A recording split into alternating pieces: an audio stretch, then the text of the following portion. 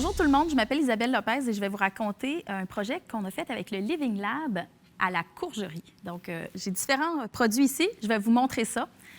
Pour commencer, la techno, en bref, c'est la façon la plus simple de déployer des contenus multimédia dans les lieux publics. Comment ça fonctionne? C'est qu'on a une plateforme web qui est liée à des affichettes interactives et puis on peut changer les contenus en tout temps. Okay, qui sont liés à ça, donc texte, audio, vidéo, 360, etc. On a même des produits, des modules un peu plus complexes comme du photobooth, du contenu au hasard, des quiz, des choses comme ça. À quoi qu'on sert? Ça va être beaucoup dans, par exemple, les musées. Donc, dans les musées, on va remplacer des manipulables ou encore différentes interactions à boutons. Okay? Donc, ici, on parle, par exemple, le musée d'histoire de Sherbrooke qui, en une semaine, s'est reviré de bord puis a pu réouvrir pour la pandémie. Avec tous ces contenus. Donc, et puis, bien, c'est sûr que le cellulaire d'une personne, c'est une interface qu'il connaît. Donc, il n'y a pas vraiment de courbe d'apprentissage, pas vraiment d'explication à donner. Par exemple, si ici on regarde Tourisme Rivière-du-Loup, qui a mis une trentaine de points dans la ville. Rivière-du-Loup, c'est une ville où ce qu'on va parfois pour gazer ou pour manger avant d'aller, mettons, vers le Nouveau-Brunswick ou encore vers la Gaspésie. Les gens croisaient ces points-là, les scannaient, puis finalement retontissent au bureau d'accueil en disant « Mais qu'est-ce qu'il y a à faire ici? » Ils apprennent un peu ce qu'il y a à faire, puis ils disent « Bien, quand on va revenir, finalement, on va faire une nuitée. » Donc, des façons d'accrocher des visiteurs dans des contextes où est-ce que soit c'est la sérendipité qui leur amène à découvrir ça ou encore carrément dans un musée où ce que la raison pour laquelle tu y vas, c'est vraiment de pouvoir apprendre des choses. Donc, notre système est extrêmement simple à utiliser. Ça marche autant à l'intérieur qu'à l'extérieur, même à moins 20 au Québec. Et puis, 3 étapes très simples. Vous déposez vos contenus. Si vous savez joindre un fichier à un courriel, bien, félicitations, vous avez passé notre tutoriel. C'est très simple. C'est une des choses dont je suis le plus fière de notre produit, c'est qu'il est très facile à utiliser. Ensuite, les affichettes sont très légères, sont faciles. Ils peuvent avoir toutes les formes que vous souhaitez. Je vais vous montrer d'autres exemples. Et puis, ils sont faciles à changer de place, à remettre des contenus, mettre ailleurs ou quoi que ce soit. Donc, très léger, peu coûteux. Et pour les visiteurs, bien, il n'y a pas de téléchargement d'application ou de login. Donc, il n'y a pas de point de friction aucunement. Ici, vous avez toutes sortes d'exemples de déploiements qu'on a faits, que ce soit en milieu culturel ou touristique, pour pouvoir raconter les lieux, mettre des contenus multimédia sans avoir à entretenir une borne numérique. Et c'est dans des contextes très différents. On voit ici le complexe des Jardins, l'Aquarium du Québec en hiver, Pour de Pabeau, qui est complètement au fond de la Gaspésie, Tourisme Montréal, qui va donner des informations pour emporter pour ses visiteurs. Pourquoi on nous achète? Bien, premièrement, c'est une façon, ça coûte quelques sous par visiteur pour réussir à créer un engagement. On réduit vraiment les coûts de technologie par rapport à déployer quelque chose, une application native, par exemple. On sauve du temps. Souvent, je reçois des appels après 2 semaines en disant « Mais juste le temps qu'on a sauvé à ne pas gérer tout le projet, c'est fantastique. » Les gens ont du plaisir à utiliser la plateforme. Et surtout aussi, bien, vous allez avoir des données de consommation, finalement, le comportement de vos visiteurs. Quand j'ai commencé à parler avec le Living Lab, ils ont proposé de nous matcher, entre guillemets, avec la Courgerie. La Courgerie, qu'est-ce que c'est? La Courgerie, c'est une ferme, à la base, qui produit de presque 300 sortes de courges. Donc, le patrimoine québécois de la courge est là. Et ils font des courges, vous voyez. D'ailleurs, ça, c'est une courge de la Courgerie, une authentique courge de la Courgerie. Ils vont faire des produits aussi dérivés. Donc, quand ils m'ont présenté, le Living Lab m'a présenté la Courgerie, ils voyaient un fit pour nous autres. Qu'est-ce qu'on pouvait faire? Parce que c'est certain que notre côté muséal, pour documenter un peu, documenter à la ferme, était un peu évident. Mais quand on parle de faire de l'innovation, on ne parle pas de refaire juste dans un nouveau contexte quelque chose qu'on ne faisait pas. Quand j'ai parlé avec Noémie, j'ai dit, bien, qu'est-ce qu'on peut faire de nouveau qui, en fait, utilise notre invention pour en créer une innovation? Donc, quelque chose qui est nouveau. On travaillait beaucoup dans le muséal puis le touristique. Pour nous autres, l'agro-touristique ou encore carrément du bio-agricole, c'était nouveau. Mais en soi, c'est peut-être juste une variation d'un produit.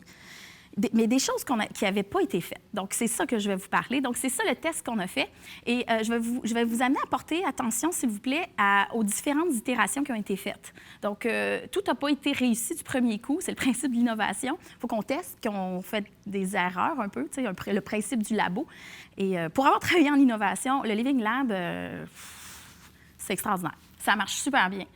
Donc, comment générer de la valeur pour une courgerie qui est une ferme? À la base, théoriquement, on pourrait dire que c'est juste une ferme qui est en lanaudière, puis ben c'est ça. Ben non. Parce que la courgerie, c'est quoi? Premièrement, c'est un lieu bucolique, super agréable où aller. Je vous invite tous à y aller, d'ailleurs. C'est aussi une famille, c'est un couple, mais c'est une terre ancestrale. Pascal l'a hérité de ses parents. Okay?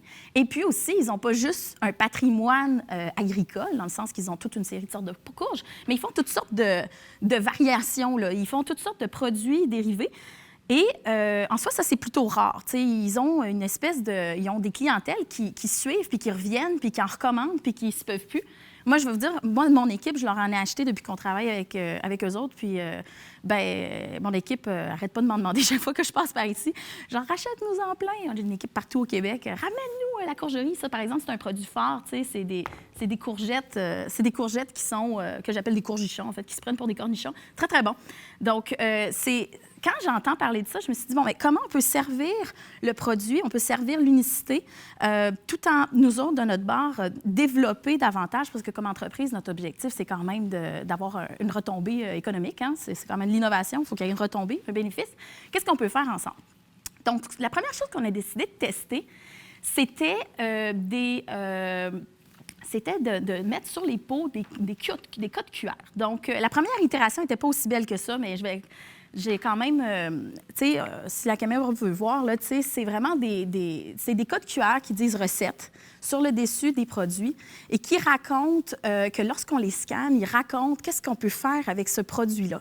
Donc, qu'est-ce qui est possible de faire, par exemple, au niveau, donc on parle en marketing d'augmenter la surface de contact, créer plus de raisons de consommer, mais aussi comment est-ce qu'on peut être outillé pour que ce produit-là, dans le fond, on le vive au plein potentiel, finalement.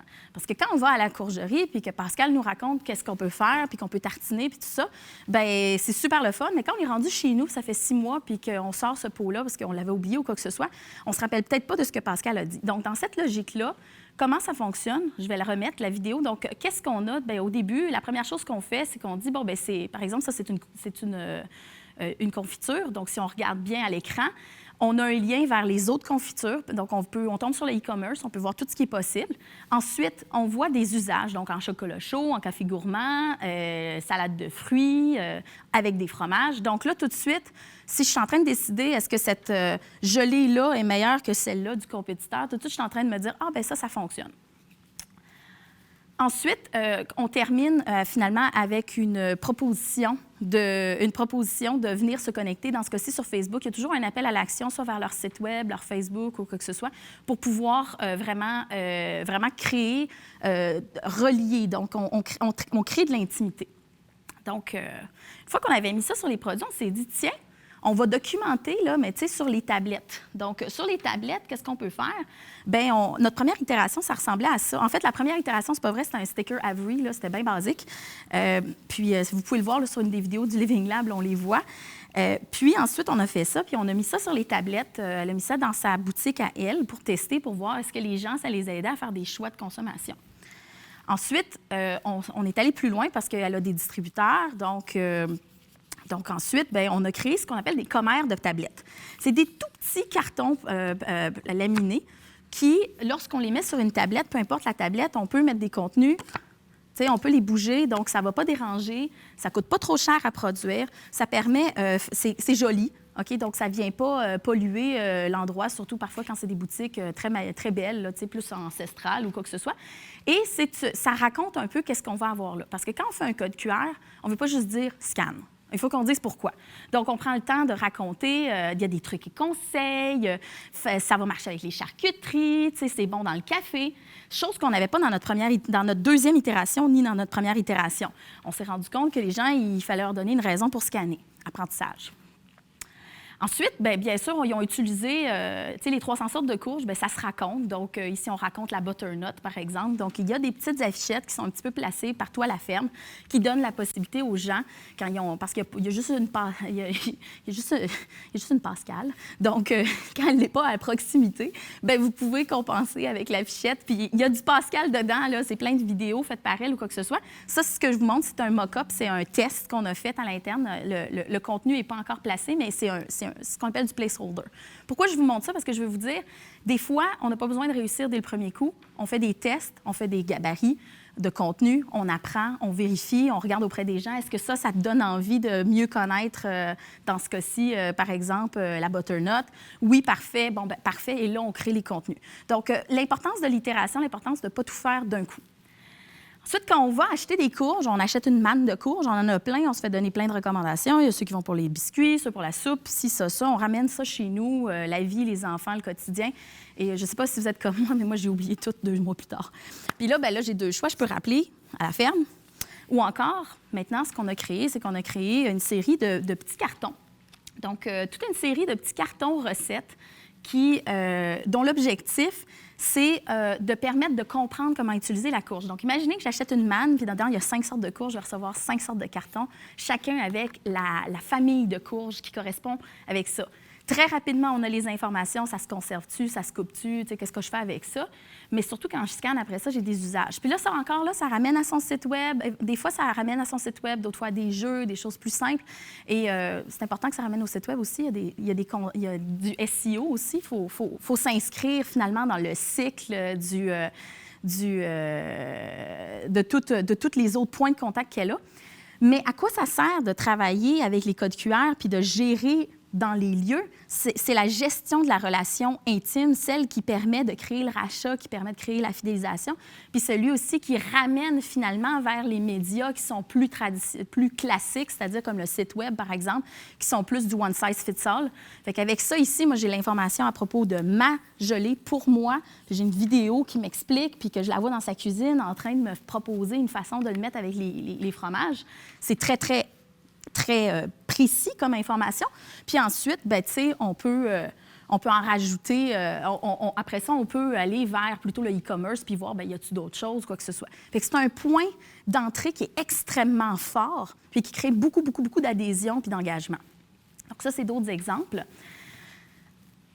Traditionnellement, My Smart Journey faisait aussi de la médiation culturelle. Le même outil peut être utilisé à plusieurs choses. Donc, ici, on a, par exemple, il y a un parcours historique. Donc, les parcours, comment ils se font? Bien, ça, c'est les parcours d'explication des aliments. Donc, ils sont orange, dans ce cas-ci.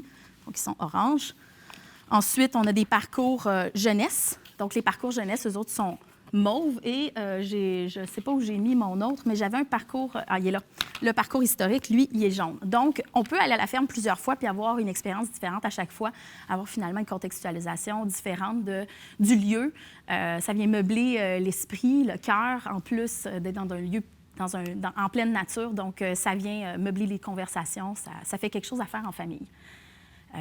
J'ai parlé du parcours enfant. Le parcours enfant, c'est une chasse aux épouvantails. Quand on a trouvé des épouvantails, c'est des contenus qui sont intéressants pour les enfants. Par exemple, bien, tu sais, ta courge, là, avant de la mettre dans la soupe, que maman la mette dans la soupe, tu peux la décorer, tu sais. De toute façon, elle ne gardera peut-être pas la peau. Fait que, tu sais, c'est des exemples de choses qui sont le fun. Savais-tu qu'on produit tant de courges, puis qu'il en existe plein, puis que ça peut prendre vraiment longtemps pour les manger, etc., etc. Je termine en disant... Un processus d'innovation, ce n'est pas quelque chose qu'on fait là, comme par hasard. Okay? D'où le Living Lab. C'est quelque chose où on s'entend sur ce qu'on veut vérifier. Donc, c'est comme en science. On a une hypothèse de départ, puis notre but, c'est de l'infirmer ou de se dire qu'on se rapproche.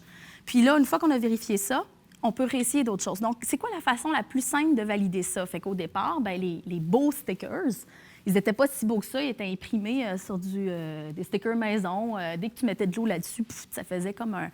Ça s'abîmait, mais c'était pas grave. Parce que ce qu'on voulait savoir, c'est est-ce que ça faisait parler le monde? Okay? Fait que quand Pascal elle a commencé à recevoir des appels disant « Bien, hey, c'était super intéressant, j'aime vraiment ça, je veux en savoir plus », bien, elle se dit « OK, ouais, ça sert à quelque chose ». Fait que valider toujours que c'est un bénéfice. Nous autres, on est super contents, ça fait un super beau démo. On a vraiment envie de rentrer dans ce nouveau marché-là, mais pour Pascal, il faut aussi que ça génère des retombées directes. Donc, cette importance-là d'avoir, par exemple, un Living Lab qui vient valider des 2 bords, finalement, les retombées. Donc, je termine en vous disant, ce n'est pas un contenu qui remplace l'humain. C'est un contenu qui permet d'automatiser des informations qui sont répétitives, qu'on répond tout le temps. Ça ne remplace pas l'humain. Cependant, Quand est-ce qu'il n'est pas là, la chaleur des contenus qui sont mis là-dessus, c'est très personnel, c'est écrit personnellement par Pascal. Donc, c'est vraiment, ça goûte la courgerie d'un bord à l'autre, permet finalement d'avoir, sur tous les points de contact de relation avec leur clientèle, une possibilité d'être avec eux. Si vous avez des questions, je vous remercie beaucoup pour votre écoute. Et puis, si jamais vous avez un projet, besoin juste de comprendre mieux, vous souhaitez de l'inspiration, on est toujours disponible pour la communauté. Je vous remercie.